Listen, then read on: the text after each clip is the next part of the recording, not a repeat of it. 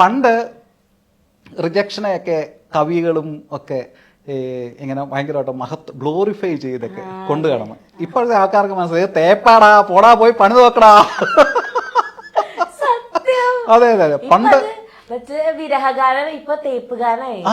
പണ്ട് ഭവതി അടുത്ത ജന്മത്തിൽ നമുക്കൊന്നിക്കാം എന്നൊക്കെ പറയുന്നതൊക്കെ ഇതൊക്കെ എടാ അവള് ഇതിനെ പറ്റിക്കടാ അവിടെ പോടാ പൊട്ടാന്ന് പറയുന്നത്.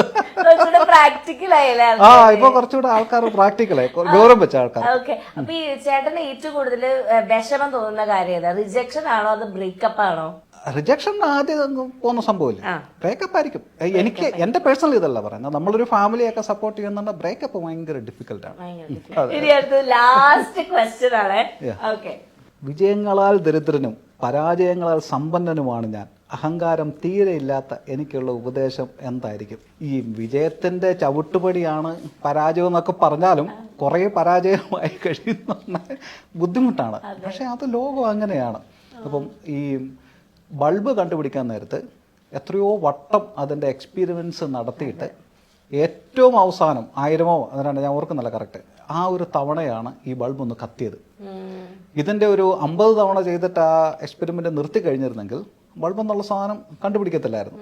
എന്ന് പറഞ്ഞ പോലാണ് ഓരോ കാര്യങ്ങളും. അത് അത്രയ്ക്ക് വില്ലിങ്നെസ്, ഇപ്പം എനിക്കൊരു കാര്യം അച്ചീവ് ചെയ്യണം, അതിന് അത്രയ്ക്ക് ആഗ്രഹം ഉണ്ടെങ്കിൽ the all world will revolves around, അല്ലേ? അങ്ങനെ ഒരു ഇതല്ലേ നിങ്ങളുടെ അംബീഷന് വേണ്ടിയിട്ട്. അതെ അതെ അതെ അതെ. ഏതാ ലോ ഓഫ് അട്രാക്ഷൻ? ഇതേപോലെ നമ്മളെ യൂണിവേഴ്സിൽ നമ്മൾ കുറെ എനർജി പിന്നെ വിശ്വസിക്കുന്നുണ്ട്. ഞാൻ അത്രയ്ക്ക് ഹൈ റിലീജിയസ് ഒന്നും അല്ല, പക്ഷെ there is something, ഒരു എന്തോ ഒരു ഫോഴ്സ്, ഒരു സംഭവം ഉണ്ട്. അത്രയുള്ളവർക്ക് തോന്നണോ ഈ ചോദ്യങ്ങൾ ചോദിച്ച ആൾക്കാർക്കൊക്കെ ഇതിന്റെ ഉത്തരം?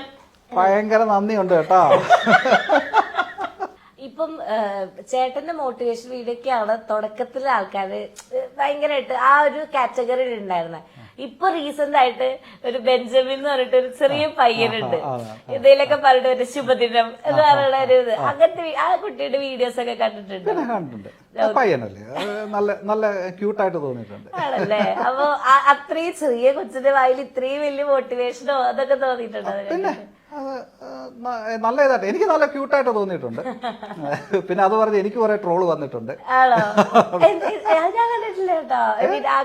ശുഭദിനം എന്ന് പറഞ്ഞിട്ട് എനിക്ക് കമന്റുകൾ വരാറുണ്ട്, പക്ഷെ ഞാൻ ഒരു വീഡിയോ പോലും അങ്ങനെ പറഞ്ഞിട്ടില്ല. പറഞ്ഞാലും കുഴപ്പമൊന്നുമില്ല. ശുഭദിനം നല്ലൊരു സംഭവമാണ്, നല്ലൊരു ദിവസം നേരുന്നു. അത് നല്ല പോസിറ്റീവ് ആയിട്ടുള്ള ഒരു കാര്യമല്ല, അതിനെന്തോ കുഴപ്പം. പൊതുവെ ഇത് ഒരു റിക്വസ്റ്റ് ചോദ്യമാണ് കേട്ടോ. അതായത് നമുക്ക് മോട്ടിവേഷൻ പല സ്ഥലം